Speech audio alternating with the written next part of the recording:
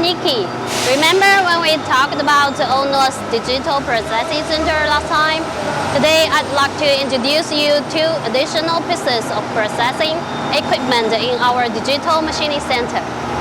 This is Mazak flexible production line, consisting of a computer information control system and an automatic material storage and transportation system.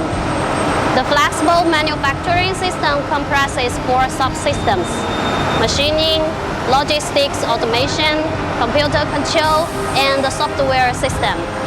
By automating the material flow and information flow based on the machining automation, the entire parts process can be covered.